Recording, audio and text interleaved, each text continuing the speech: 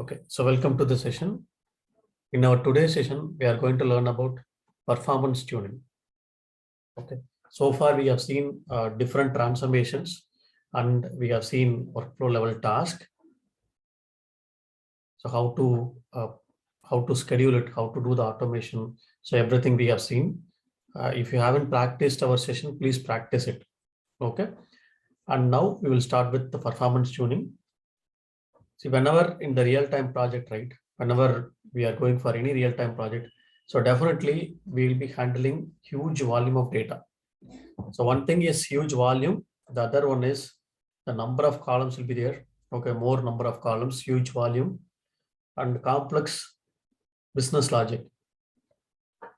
Okay, so in Informatica, just here we are using maximum 5 to 10 transformations, but in real time we'll be having a lot of transformation logic. So that time it may take some time, okay, to implement logic for all the records. It will take some time. To avoid this kind of scenarios, we have to do the performance tuning. Okay. So if we are using, normally we are using these transformations in our Informatica, so definitely we will face performance issue. These transformations, like if you use aggregator, yeah, definitely it will face, we will face a lot of performance issue. So why? Because aggregator will consider all the record to aggregate the values. Okay, it will take all the records to aggregate the values, and the sorter, yeah, this is also, it will consider all the records, and rank transformation. So all these transformation, right? So every record it will compare and it will give you the results. So aggregation, lot of cache memory will be used, sorter, rank, joiner, lookup. So everything, the cache memory will be used. So that's what, if you are using these type of transformations, so definitely you'll be facing performance issue. Okay, so how do you know this session is running like a performance issue? So first of all, the session is long running. Okay, the session is running. So one thing is huge volume. You can check the throughput. If the throughput is very high and also the huge volume, it is taking a lot of time, no issues. So let it be running. Okay, but the volume is very less, but it's taking a lot of time to complete, and one is long running sessions. So that's what, or we might be going for the timeout issue. So timeout issue is nothing but, so whenever we are loading the data, fetching the data from source and target we are loading, so that time we might be getting the timeout issue. That's what timeout issue, or session failed. Session might be failing due to the timeout issue, and CPU consumption is more. If you are getting these kind of issues, so definitely it's a performance issue. Either as a developer, we have to find out, or the Informatica admin team, they will send you the mail saying that, okay, these sessions are getting a lot of time, are taking a lot of CPU. We are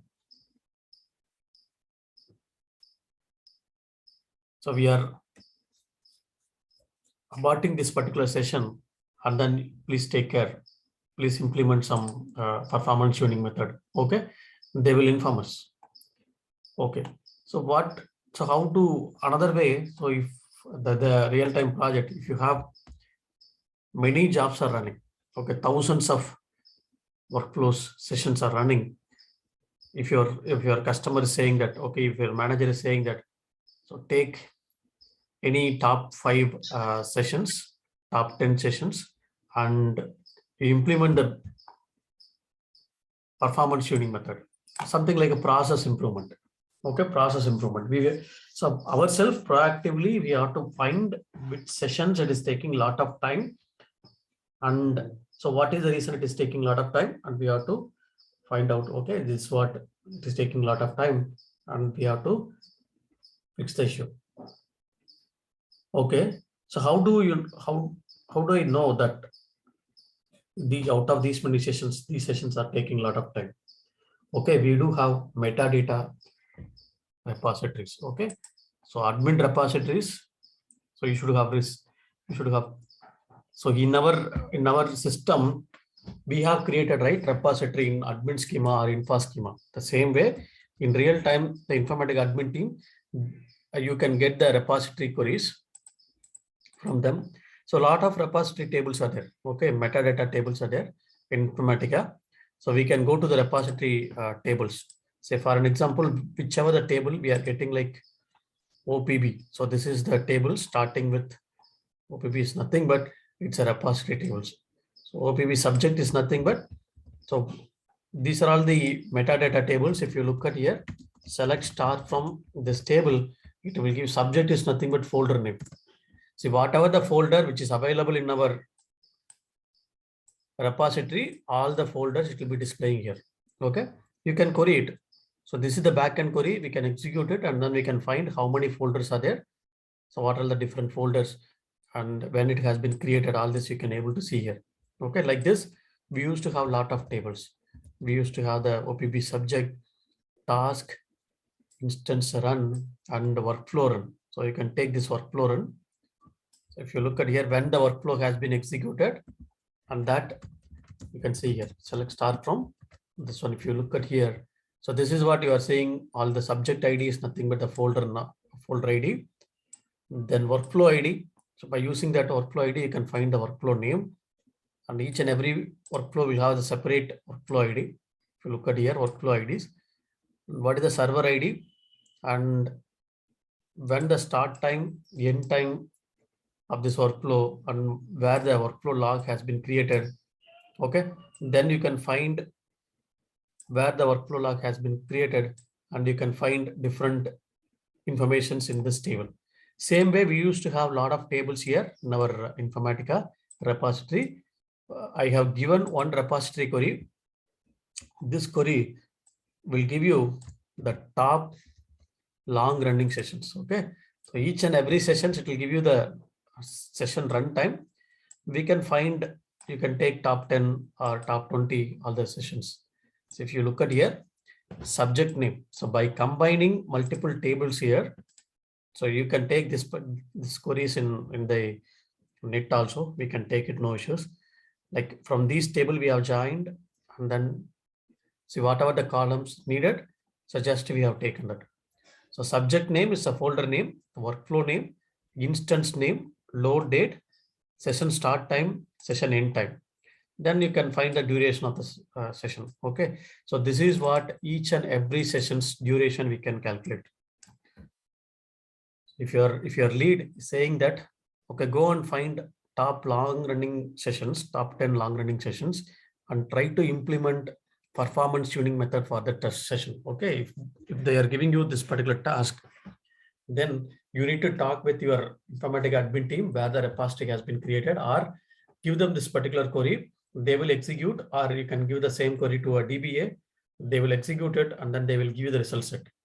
So from the result set, you can find whichever the session is taking longer time. You can take 5 sessions or 10 sessions. You can go to the subject, you can go to the folder. Okay, this is the folder, workflow, and instance, and you can get the session log for all the sessions. First of all, if I want to implement any performance tuning, definitely I have to analyze the session log. Okay, so definitely I need to analyze the session log. In order to analyze the session log, I need to know which session I have to analyze, right? So this is what you have to get the details. Okay, by using this below repository query, we can get the folder name, workflow name, session name, number of minutes the session has taken to complete. So everything we can able to find. Okay, after getting that, we have to get the session log either through monitor, or we have to get the session log from the Unix server. Okay, so once you have taken the session log, in the session log you can find session load summary.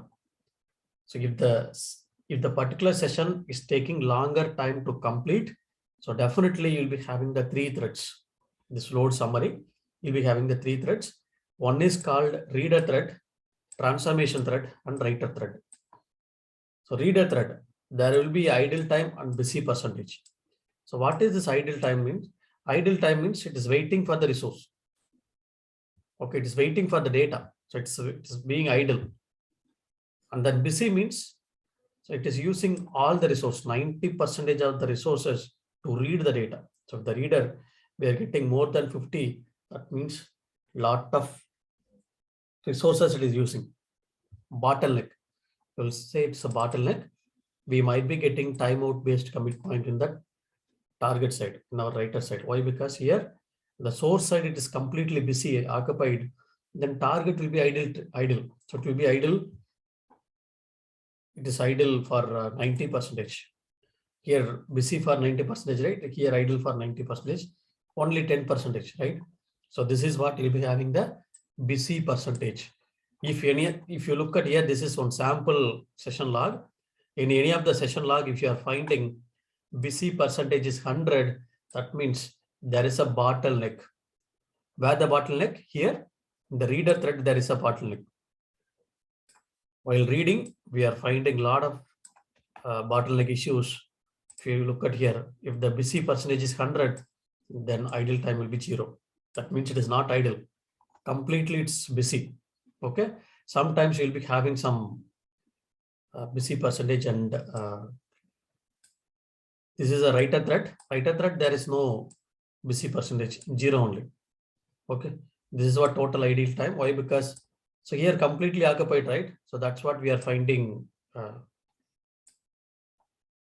the idle time. Okay. So this is what you will be finding in session log, you will be finding the bottleneck. Either source side or transformation side or target side. This is called a bottleneck. So mostly in our real-time project where we will be finding the bottleneck, right, on the source side only. Okay, while reading the data, we might be getting the bottleneck. The second highest bottleneck in the target side. Okay, it depends on the scenario, which depends on the tables. So which table you are loading and from which table we are fetching, and databases also, and server capability also. It depends on these factors and the cache memory size and everything. It depends. So you, first of all, if they are asking in interview, how do you find performance issues? So I'll be checking the session log where the bottleneck and finding that, okay, if the busy percentage is more than 70%, there is a bottleneck in the either in the source side or in the target side or in the transformation side.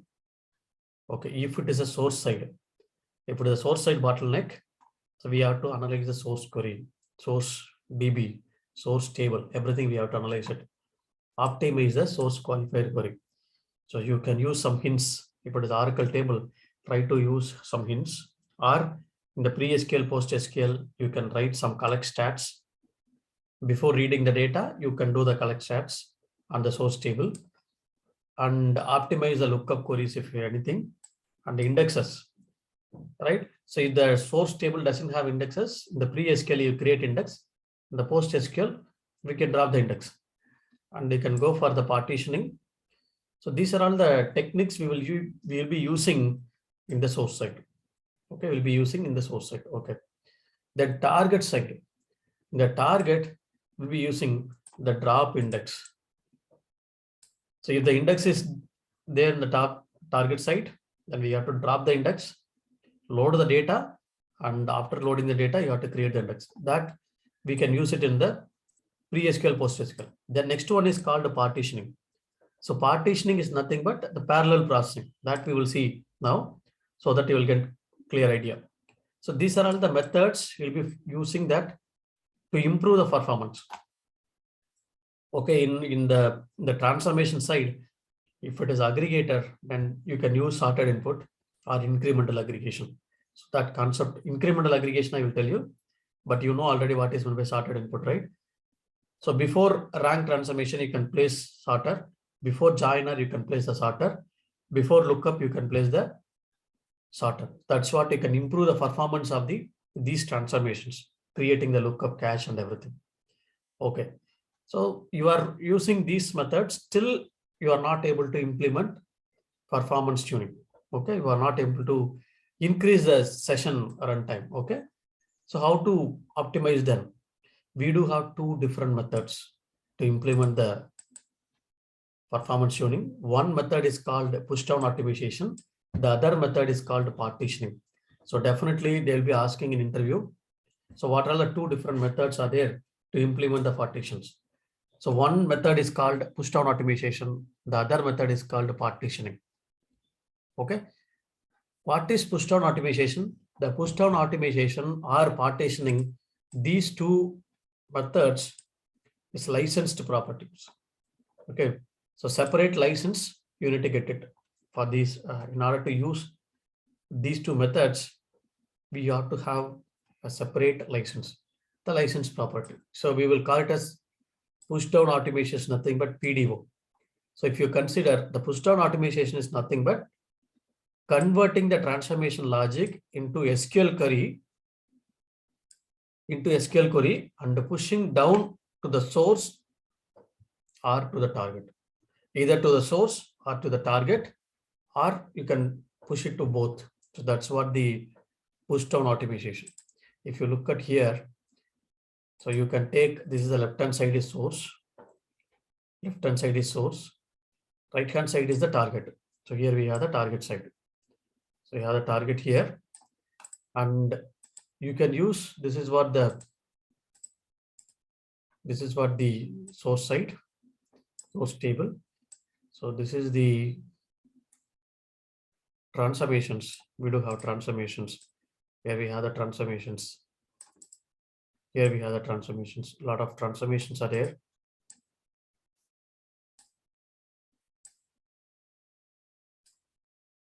And here we have the transformations. Okay.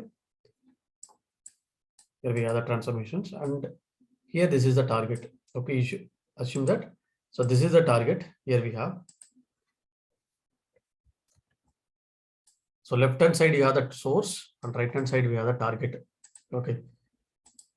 So in between we have the transformation logic. See, all this will be taken care by Informatica. So the data is coming to the transformation source qualifier. After that, the data will be moving one transformation to another transformation, right? See, from one transformation to another transformation, the data is moving like this, and Informatica will take the data from source, that is source qualifier it is taking, right? Then cache memory, based on the logic, it will transfer the data and then it will load the data into target.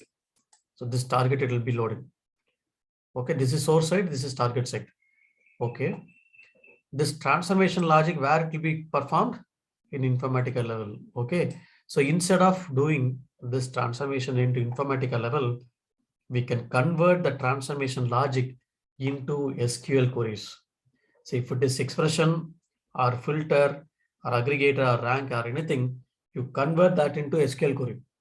We are not going to convert. Informatica will convert it. Okay, convert this logic into SQL query and pushing down to the source side or target side. So if you look at here, so it traverses from source, and it will push. Okay, it will try to convert this transformation logic into SQL query. So as much as possible, it will traverse. It will convert. Informatica will convert it, this transformation logic, into SQL query and pushing down to the source side as the select statement.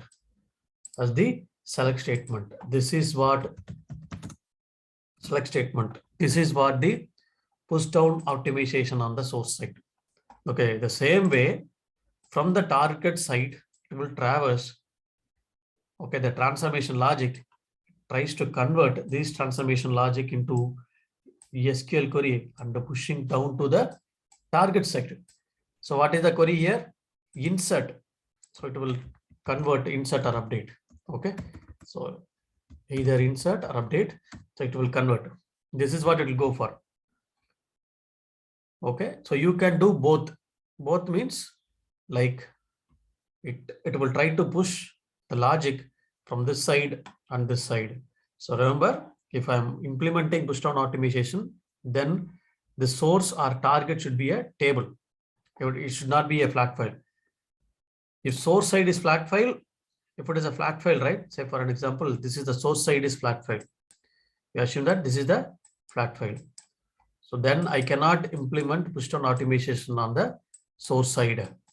If it is a target is flat file, then I cannot implement push down optimization on the target side, but still you can use it on the source side. So either one of the source or target, it should be a table, relational database table. So this is what we will implement. So where we will implement, right? So definitely we'll be having one options in the session level. Just you have to enable that. So we will not have here, but in real time we'll be having it. Okay. Push down automation. Simply we will have that push down automation. There we can use, see here, source level, target level, all this, right? So if you look at here, I will show you. So this is what you'll be having the, this is what it will be having the source or target or anything. So if you look at here, source side push down automation, target side push down automation, then full push down automation. So if it is a source side, it will convert into a select statement. Okay, select statement. The integration service generate the select statement as per the transformation logic. For each and every transformation, it can push it to the database. So that's what we are not going to write any SQL query. It will automatically write. Target side, yes, it will convert this SQL query like a insert, delete, update statements. This is what it will pushing down to the target side. So normally delete statement we will not use, insert or update we will use normally. See, you can go for both. So where it will be available, if you go to the any session, right? If you double click on the session, you can go to the properties. In the properties, you can find push down optimization. Okay, this is what the push down optimization. You can see here, you'll be having option called source, to a source, to target, to full, or you can pass this value as parameter. So you want to use a source or target side or full. It's based on the logic, based on the bottleneck. We can give the data in the runtime. Okay, this is what you'll be having it. Once you have selected, so this one, then if you go to the properties here, so you'll be seeing the mapping push down automation. If you click on this, you'll be having view push down automation. If you click on this, you can able to see the queries. We are not going to write any query. Informatica will write the queries. Okay. So this is what we have to implement the push down automation methods. So just I have given the separate documents already. Please go through the document. You will get clear idea about push down automation. If somebody asks in interview, so what is push down automation? Have you implemented in your project? Yes, push down automation is nothing but it's a converting business logic into a SQL queries and pushing down to the source or target or both. It's one of the performance improvement technique I have used in my project. Whenever I'm facing some issues on the source side or target side, as a trial and error method, I will implement push down automation. I will check that, okay, whether it is improving the runtime of the particular session. If it is increased, then I will use this push down automation.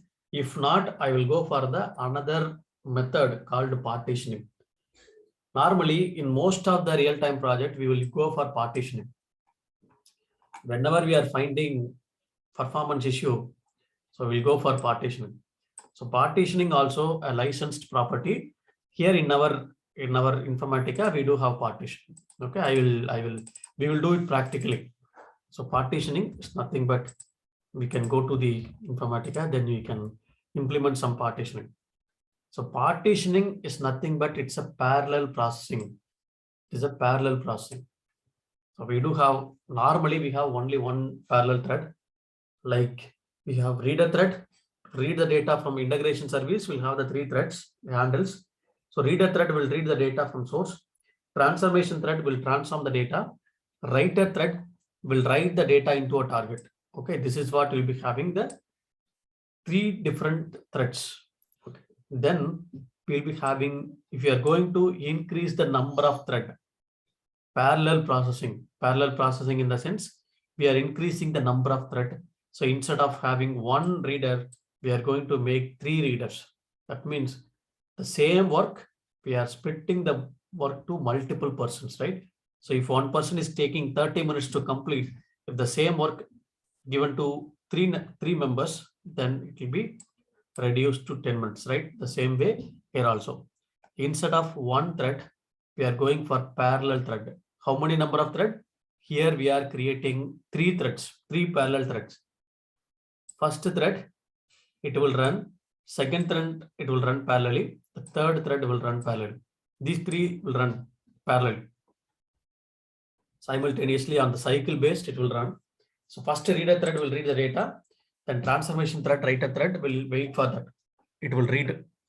Then next instance, next cycle, next instance, the transformation thread will transform the data. At the same time, the reader thread will read the data, second data. Okay, this is what we'll go for the threads, number of threads, parallel processing, sequential run. Okay, this is what the parallel processing. The same way, reader 2 will read the another data. Reader 3 will read the another data. So this is what number of thread. So first thing is we need to consider three things whenever we are going to implement partitioning. You can also explain in the interview. So whenever I'm going to implement the partitioning, I will consider three things. One is number of partitions. Number of partitions means number of thread. So here, for an example, I'm using 3. So this is the default. Normally, we'll go for 3 threads, parallel threads. You can go for 3 or 4 or 5 or 6 or 8 or 10 also. Normally, we used to go up to 10 different parallel processing. Okay, not more than 10. If you are going for more than 10, you need to get approval from your Informatica admin team. Why you are going for more than 10 parallel thread? Why? Because it will take a lot of resourcing. Okay, Informatica resource it will take. So that's what we should not go. Normally we'll go for 3 threads or 4 or 5. Okay, maximum. That's what we'll go with. Some cases, some project, they will go for even 8 or 10 also. It's based on the project and capability of the server. Okay, then we have the partition types. What types of partition we are going for and where the partition point is created. Number of transformation, if we have more number of transformation, where we are creating the partition point, that is also very important. Okay, number of partitions here, 3 threads. Partition type, we have different partition types. Look at here. So one is DB level partitions. So if the database table has partitioned, then Informatica, we have to tell that, okay, database level partition already done. Okay, not in Informatica, you have to do it on the database level. You have to do the partitioning on the database level, then you can do it on the Informatica level. This is what partitioning on the Informatica level, sorry, DB level. And range partition. So if you have the data, definite range from 1 to 10, 10 to 20, 20 to 30. So like this, you have the definite range of data, some product IDs or department ID or anything, you know, only these ranges you will get, then go for range partition. Normally, you will go for pass-through partitions. So this is for default partitioning is called pass-through partitions. Even one single partitions will have the pass-through partitions. Then we'll go for round robin, hash auto key, hash user key. So round robin is nothing but based on the thread availability, it will use that round robin patient. Okay. Then you'll be having the hash auto key, hash user key. So this will use hash algorithm whenever you are using this kind of transformations, right? So you can go for hash auto key, hash user key. It's a hash algorithm. So each and every record will generate, Informatica will generate hash key, and based on that, we will be doing the partitioning. Okay, so now we'll go for, so one type of partition, we will see that pass-through partition. If somebody asks, so what is the default partition you will be using in your real-time project? You can tell them, I will go for pass-through partitions. Normally, we are doing a lot of pass-through partitions in the real-time project. Okay, so if you go here, I will open this. I will show you how the pass-through partitions will be takes place. Just I will take one table. So you can take anything. Just I'm taking the employees. Okay, I will take employees data here. So here, this is what the session. You can go here, mapping. You can see the partitions here. Or you can go to the partitions. How many partitions are there? We have the one partitions. Only one partition is there. You can go to edit partition point. So this is the edit partition point. You cannot delete partition point now. Why? Because it's only one partition point is there. You cannot delete it.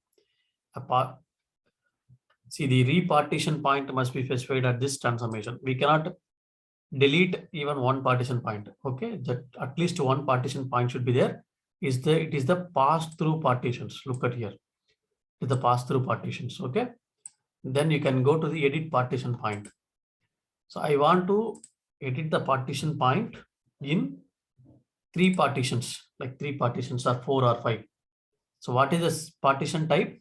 So based on this scenario, how many partitions are there? We have 3 partitions. We have either you can go for pass through or key range, or you can go for database partitioning. Here I'm going for the pass through. If you know the ranges, then you can define the ranges also. So just click on OK. This is nothing but order of the partitions, which partitions we have to order. Then this is what I can go for 100%. Okay, this is nothing but window size. Okay, then you can go to the transformations. The 3 partitions will be there here. So in the SQL query or in the source filter. So we have to segregate the data based on the partition that we have to give. So how can I segregate the data? So here I'm going to use some common method. If I have a unique key, just I'm giving the unique key. Here employee ID is the unique key, right? So based on the unique key, I'm going to do the partitioning. What I'm going to do here, so employee ID. So just I'm using the mod function, mod of employee ID. Since I'm having 3 partitions, I can use 3 mod of employee ID comma 3. If it is equal to 0, then I can use this. Whatever the record, it's coming employee ID. We are dividing into 3. If you are getting remainder is 0, it will go into this partition. And equal to 1, it will go to this particular partition. Equal to 2, it will go to this partition. So its mod is nothing but it's a modulus function. I'm making that division of employee ID. See, for an example, employee ID is 100. If you are dividing by 3, so what is the remainder? It's a 1, right? So 1. So that 100 employee ID, it will go to this particular partitions, this particular partition only. 2. So whichever the record is coming like employee ID 2 remainder, then it will go to this partition, like this. Data will be moving from one partition to other partitions. So this is what we are going with the partitions. Okay. Then I'm going with target. No need to do any changes. Just you can give all the details. Then apply OK. If I'm going to run this, you can see this. Normally, this is what the partition will go for. Pass through partitions. If you look at here, parallelly, it will run 3 threads.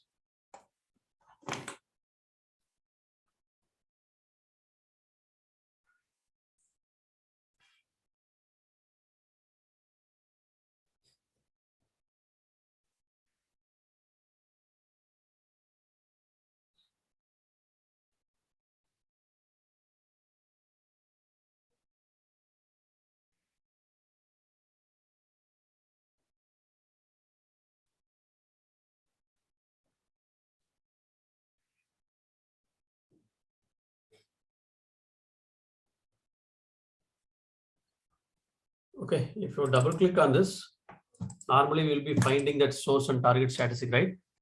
So you should not, surprise that why there is no node or apply node or anything. You can see the plus symbol here. If you click on the plus symbol, you can see the partitions, number of partitions. The 107 record is equally partitioned in multiple layers, right? So you can see. So you may ask question here, the throughput is very less instead of high. So still we are having like 1 minute to 1 second to execute, right? So previously 107 record also 1 second. Now also 1 second, then what is the use? See, if you have huge volume of data, then this will increase. Okay, while starting, this is what the throughput.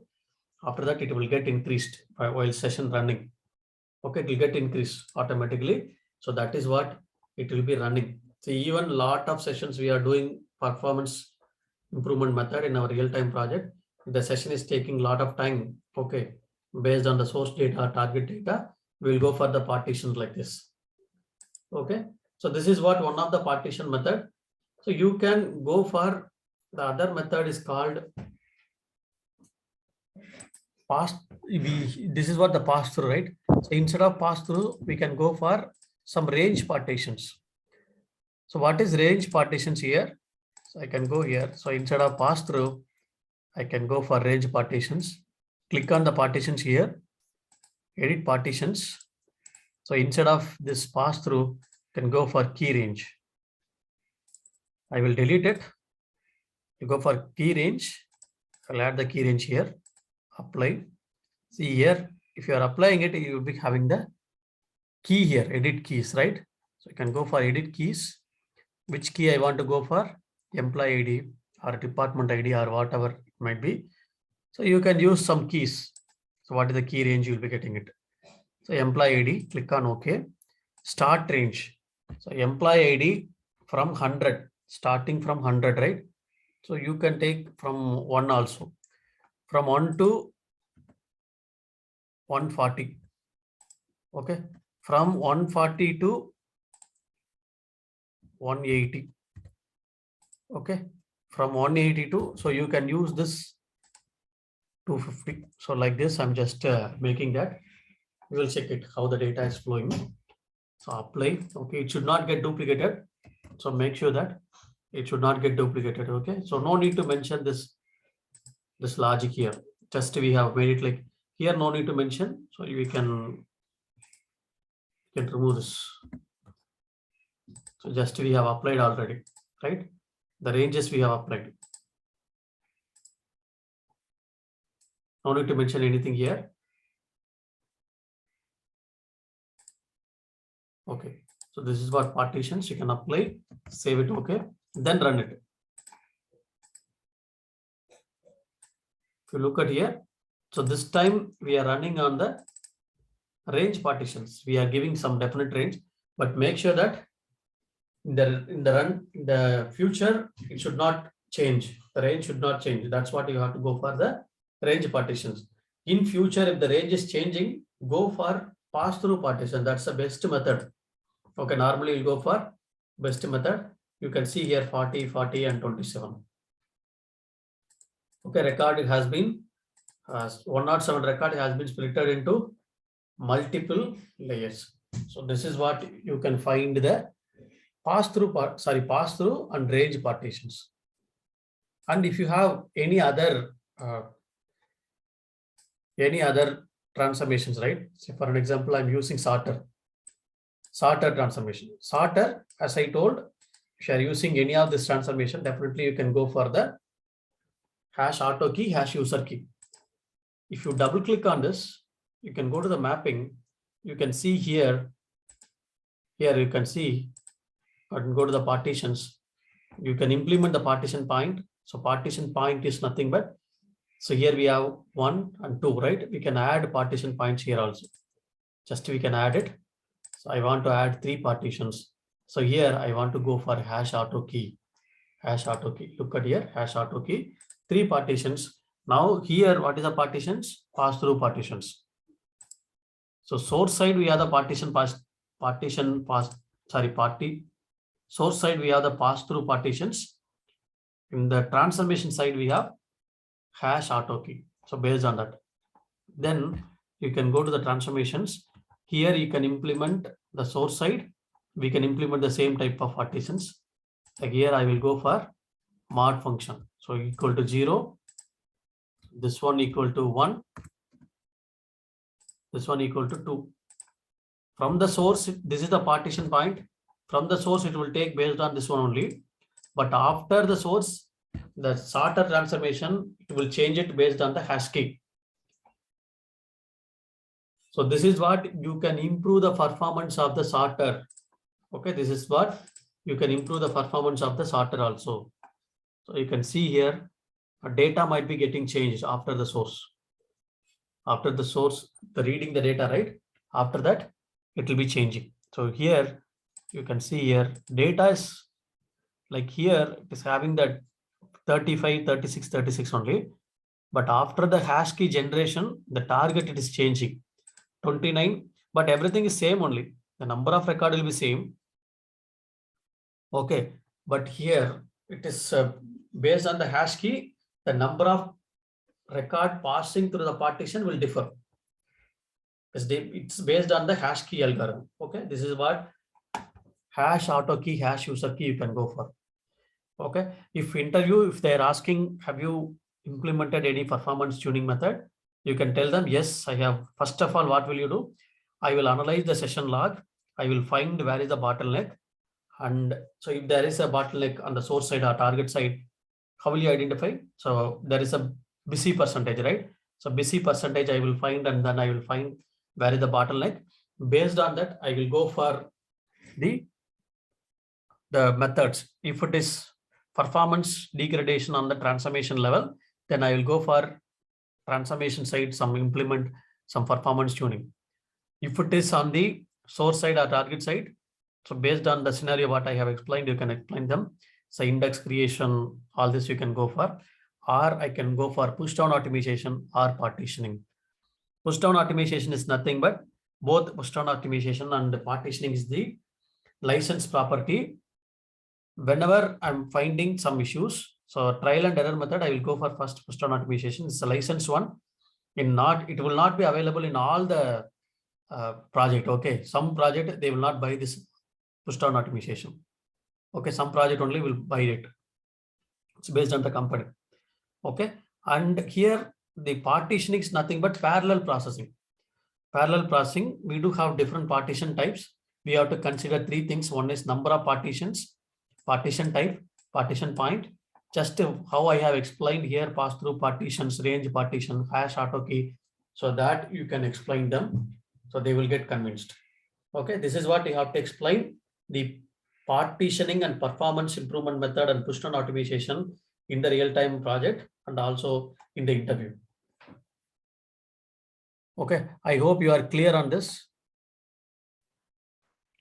Chandra, I have one doubt here. Could you please come down? Go up. Sorry.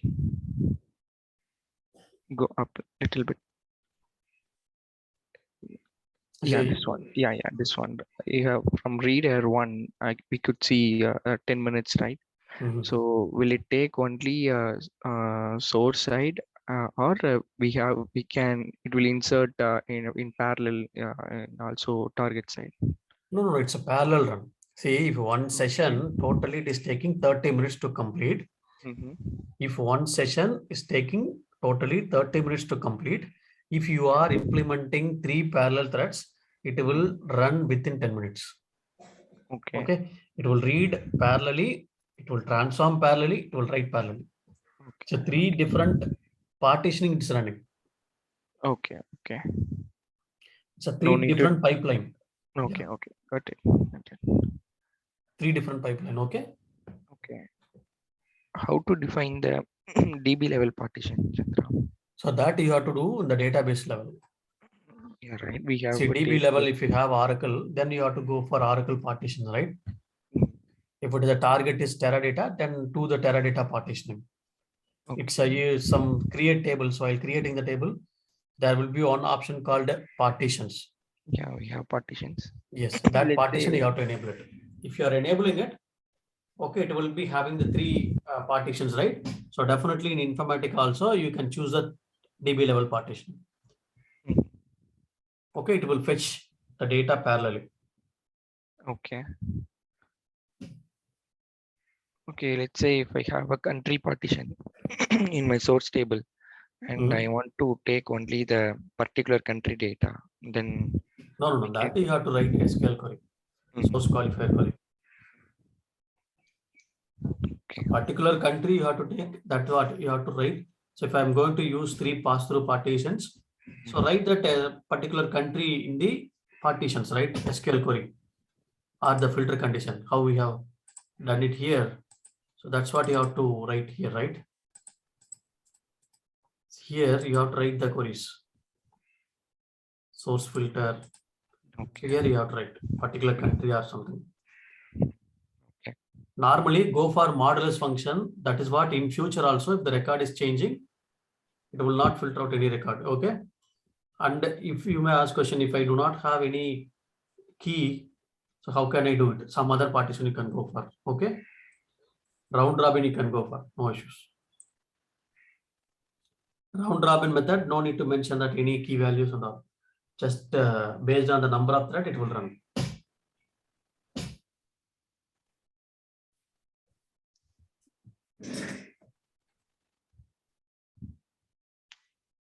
Okay. So any other questions, others? Any other questions on the partitioning? See, this is what you have to explain. So just we have seen all the 50 minutes, right? So that you have to explain them very clearly. This is what the partitioning all is. They will just ask, what is partitioning? Have you done the partitioning? Performance tuning? What is metadata queries? So I will give you this document. Please go through the document, go through the video and practice it. Okay. So completely practices. This is what they will ask in interview. Whatever I have explained here, if you are explaining them, then they will not ask any questions. They will get convinced. Okay. Next one is called lookup cache. We have the lookup caching, right? Lookup cache. Shall we go to that? Or do you have any doubt in the performance tuning? Yeah, this is Ravi's. I had doubt. Yeah, not a doubt actually. Which partition type is most preferred, like pass through or pass through only? In real time, in real time, pass through only. Most preferably, we are also using in our previous project also, this project also already is getting used. Yeah, second one, this hash key. Hash key, okay. Yeah, third one you might be using the database level partitioning. Then fourth one you can go for the if it is their range partition, you know, definite range, you can go for range partition also. Okay. Thank you.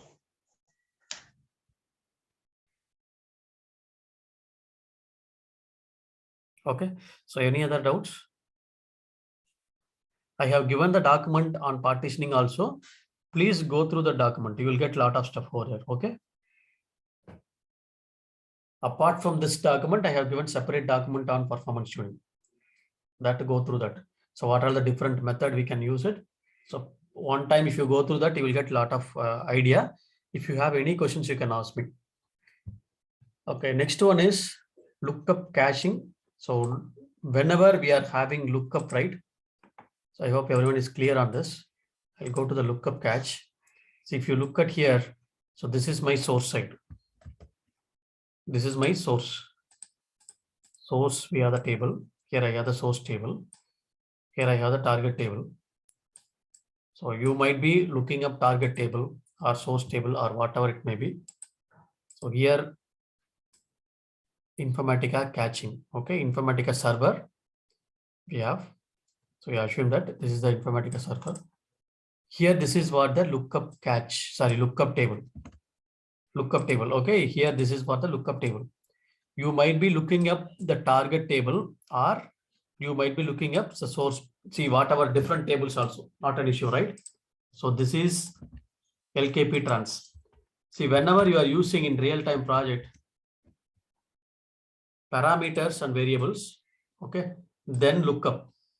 Parameters and variables, then lookup. If you are using, so Informatica, very first, it will take the parameters. Very first time while starting the run, while started running, it will take the parameter. Then it will take the lookup cache. Then only it will read the data from source. First of all, it will read all the parameters. So what are the connection parameters? What are the directory parameters and user defined parameters, variables, everything it will read and it will store it on the memory. Then it will build the caching, okay, based on the cache we have created. So there are three different cache. One is static cache, dynamic cache, and persistent cache. See, what is the static cache, right? So either you can enable this cache or no need to enable the cache. So if the lookup table is a very huge table, right? So this lookup table is very huge table. You are looking up some minimal data, then no need to go for the caching.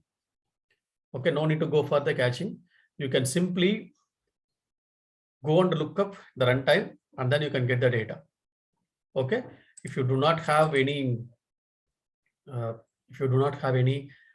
much data is going to be looked up, then simple only few data you are going to look up, then you can go for the without cache. You can go and hit the database and then runtime you can get the data and then you can load the data into the table. Okay, next level. So most of the time, if it is a lookup, the by default static caching will be enabled. Static caching will be enabled here. See, whatever the lookup table we are using, so that particular table. So they say for an example, source is Oracle, target is Teradata, and you are looking up some Teradata tables. It is there in different server, different database. So what Informatica will do? First of all, Informatica, based on the connections, it will go and hit this table, lookup table, and based on the lookup SQL override, it will bring the data to a lookup cache. So this is called static cache. Static cache. Static cache means, so this is called static. Static cache means during the runtime, after reading the data, during the runtime, the caching will not change. Okay, once it has read, that's all. Throughout the session run, the value will not change in the caching. That's called static cache. Dynamic cache means if during the runtime, so cache has been built, after that, the data is getting changed in the lookup. Here also it will get changed. That's called a dynamic cache. Okay, first we will see the static cache. By default, you will be having the static cache. Okay, the static cache is nothing but static or dynamic, whatever the cache you are using. Once the session completed, the caching will get vanished. Okay, this will get vanished. This will not be available in the server. It will be erased. Okay, by Informatica, finally it will erase the caching. Okay, if it is static or dynamic, it will store if it is a persistent cache. Okay, only persistent cache, it will store it on the server. Okay, static cache. What is the static cache? It will check the value from here. Okay, it will check the value from source data. It's coming from source. Data is coming from the source. It will check the value.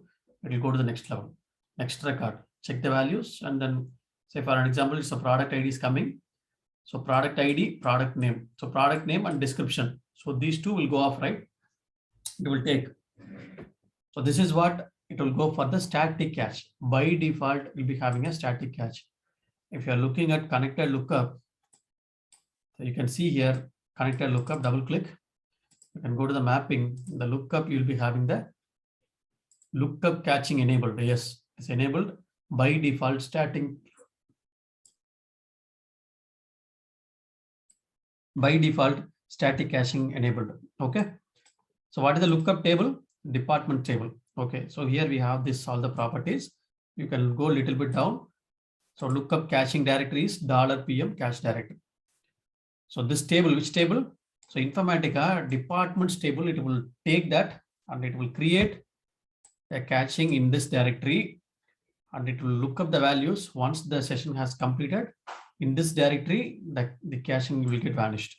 So it will take in microsecond in our environment, but in real time, you can find the caching. Okay. Okay, this is what static cache. What is dynamic cache? So you can normally, whenever we are running this Informatica, right? So this is static cache only. This is static cache only. That's what we have seen. And dynamic cache. What is the dynamic cache? So normally, whenever we are having, so dynamic cache, you can go for some SCD type also. So we used to have SCD types by using dynamic cache. That is what I have asked you to complete that exercise, right? If you haven't completed, just try today. Okay, if you're finding any difficulties, let me know. If possible, I will do it. Okay. So here, dynamic cache is nothing but it's very simple. Dynamic cache is nothing but, see here you have the data. Here you have the data. So one scenario I will take 100, 101, 102, 103. Again, 101 is coming. Duplicate record is coming from the source. I want to neglect this duplicate record. I should not take this duplicate record to target. So I have to load only unique record to target. I have to remove the duplicate record from the source. Or you can go for type 2, SCD type 2 implementation. That is also you can go for the dynamic lookup catch. What is dynamic lookup catch? See, if you're looking at the target table, initially the target table is empty. You assume that initially the target table is empty. There is no record. Here also there is no record. It's a 0. Whenever you are enabling dynamic lookup, you'll be getting one port called new lookup row port. New lookup row port. New lookup row. So what is new lookup row, right? See, in this new lookup row, you'll be getting 3 different options. One is 0. That means no change in the data. Okay, no change in the data. No need to do anything. Okay, no change. 1 means the insert. You can go and insert. 2 means you can go and update. So this is what you can use this new lookup robot. What is this new lookup robot? If you are enabling dynamic lookup, the new lookup robot will be enabled based on this port only. I can implement the SCD types and all. If it is 0, you can block it. If it is 1, you can insert the data into the target table. That means this data is not available in the lookup. 2 means we can update the data. So just you can implement this particular dynamic lookup catch. Okay, dynamic lookup catch, what is that? If the record, say for an example, first record is coming, 100 is coming here. So initially it will not be available here, right? So what it will do? It will write here. First of all, it will write in the lookup only. So it will write here. So there is no data in the target. That's what, no data in the lookup. Then it will go with the new lookup row, it will go with insert. Then it will go and insert the record into the target. Okay, so 100. So what will happen now? Automatically lookup, we are using target, right? Lookup will get updated. So since lookup table has been updated, here the data will get updated 100. Along with source side, we have the 100. Okay, next record.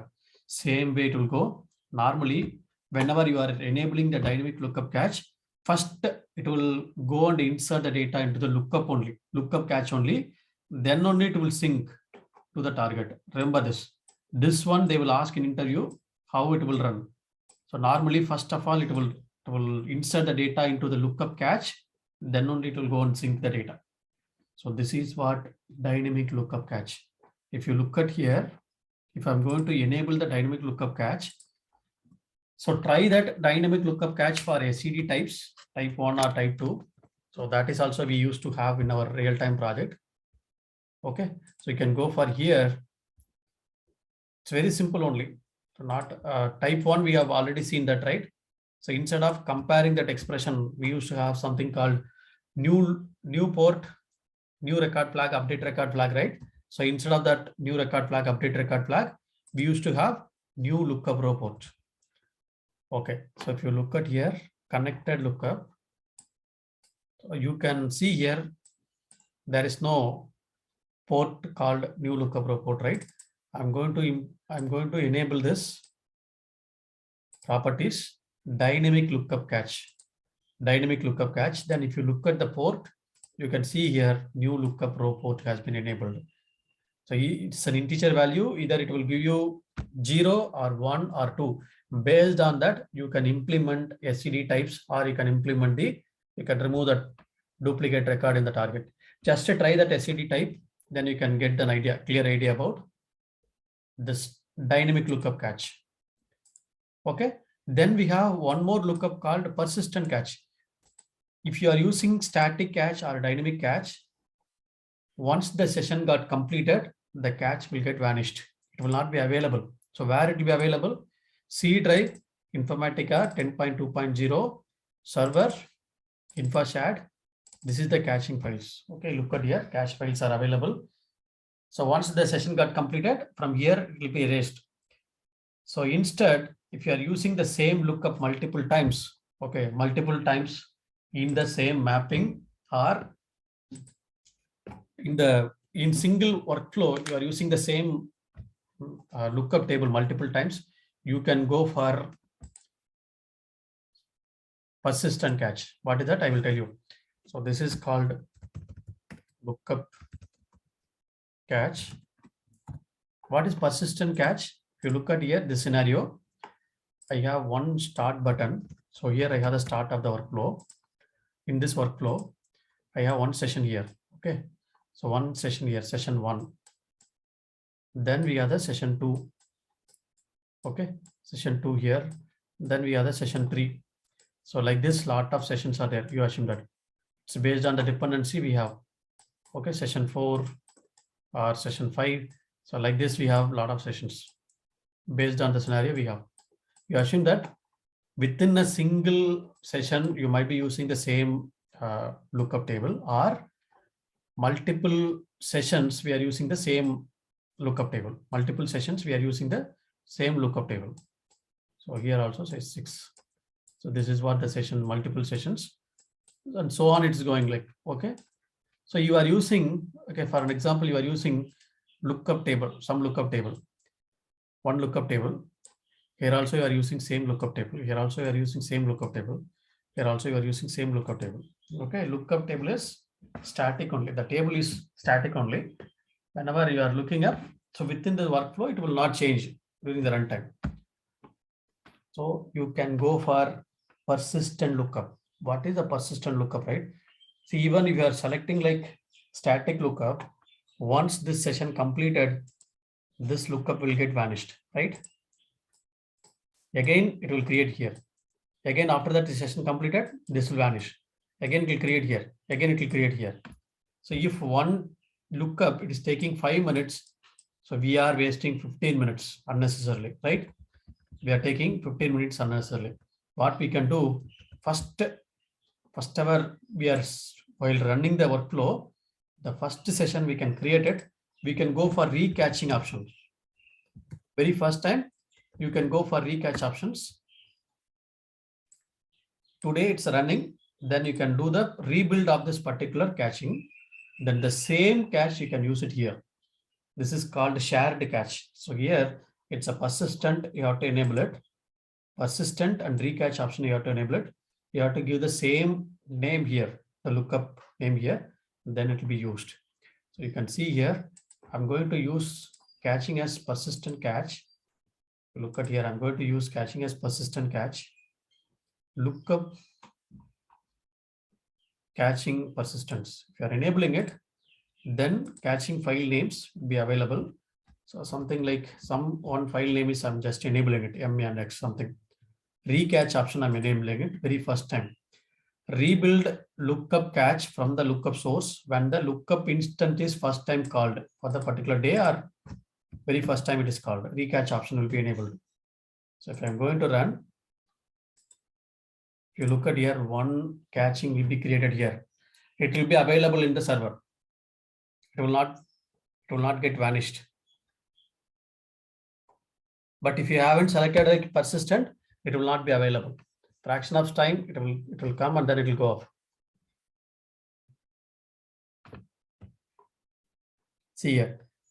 So data cache, index cache, and one log file will be created. Okay, this is what it will be created. So Informatica will take care. We are not going to read the data from this file. Okay, so this is the data file we have. All the data will be available. Only 16 KB data is available. So this is what next time you have to use this as the source for your lookup. Okay, clear on this? So this is what you will be going for the lookup caching. Lookup caching.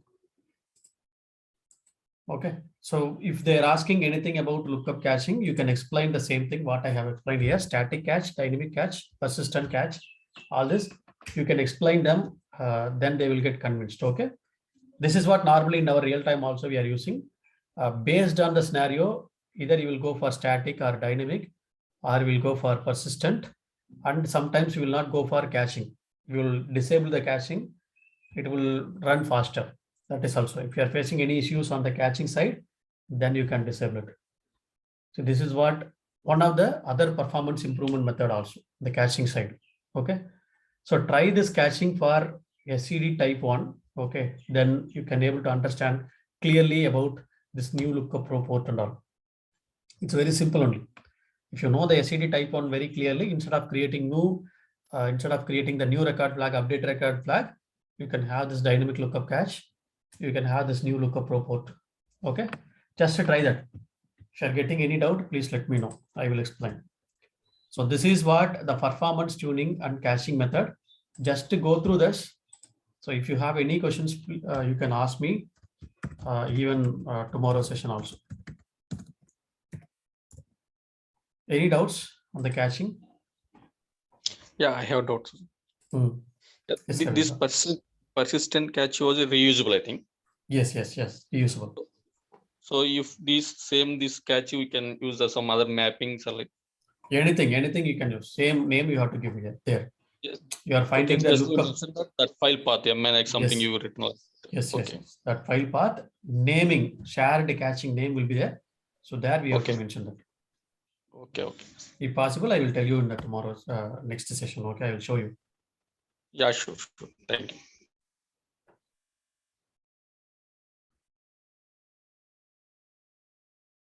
Okay, so just to try this, please go through this today's session. Definitely, they will ask a lot of questions in the interview. If you are very clear about this today's session, if they are asking about your performance tuning or caching, so you can clearly explain them. So you have to explain how I have explained. Okay, same way. Clear? Yeah. So if you do not have any question, then we can connect again tomorrow, same time. We will see tomorrow the source and target, mapping level and target level, properties and check-in, check-out concept and deployment. What are the different environments are there? That concept we will take it tomorrow. Okay. Most probably we will complete all the technical part by this weekend. Okay, by this week.